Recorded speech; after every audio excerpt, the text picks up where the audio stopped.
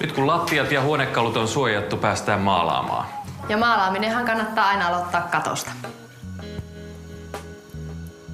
No tietysti katon pitää olla just tässä kunnossa. Ei kyllä yhtään huvittais kurkotella. No ei tässä mitään kurkotella, kun käytetään telinettä.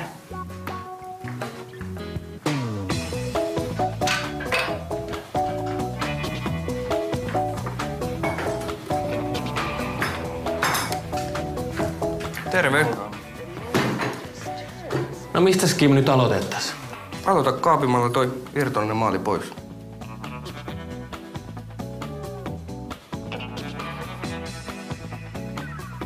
Pese tarvittaessa maalattu pinnan maalipesulla ja huuhtele huolellisesti. Poista hilselevä ja heikosti kiinni oleva maali kaapimella. Avaa ja puhdista halkeama kiinteä alustaan saakka. Tasota kolot ja kuopat kohteeseen sopivalla prestotasoitteella. Hio tasoitetut kohdat ja poista hiontapöly pölyharjalla. Jos vanha maalipinta on kova ja kieltävä, karhenna se hiomalla. Pohjamaalaa tasoitetut kohdat ennen koko pinnan maalausta.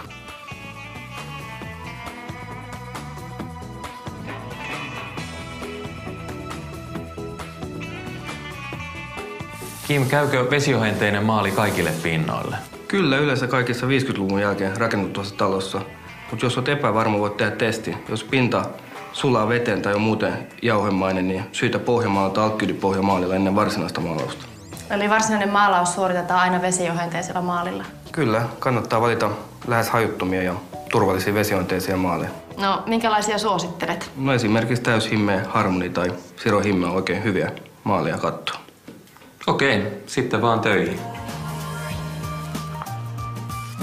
Maalaa kattomaalilla reilusti seinän puolelle, niin seinän rajaaminen helpottuu. Maalaa aina valon suuntaisesti.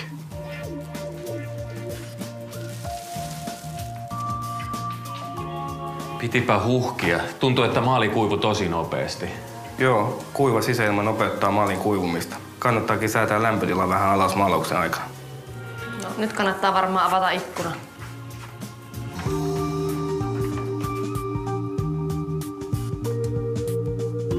Kattojen pintoja on erilaisia. Tässä meillä on tämmöinen kellastunut keittiön paneelikatto, joka on aikaisemmin käsitelty vesiohenteisellä lakalla. Mistäs Kim aloitetaan? No pestään maalipesulla. Tummunutta paneelikattoa ei saa sävytetyllä lakalla vaaleaksi, mutta sen voi maalata valkoiseksi. Paneelikatto valkoinen on sitä varten kehitetty sisäkattomaali. Se on hyvin peittävä, vesiohenteinen akrolaattimaali. Himmeäpintainen maali tasoittuu kauniisti siveltimellä. Ja voihan uudekin paneelikatot maalata valkoisiksi. Entäs sitten tällainen ruiskutasoitekatto? Mitäs sille pitäisi tehdä? Maalataan tiksomatilla.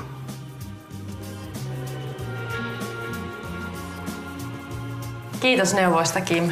Sitä varten se mallin olemassa.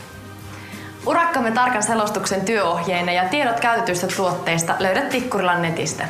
Tikkurilan netissä voitte myös katsoa tämän ohjelman. Maalikaupasta saat tämän sisämaalausoppaan ja työohjeet ihan ilmaiseksi. Ja muistakaa, kaikki neuvot ja niksit maalaamiseen saatte Tikkurilan maalilinjalta. Hei hei! Hei!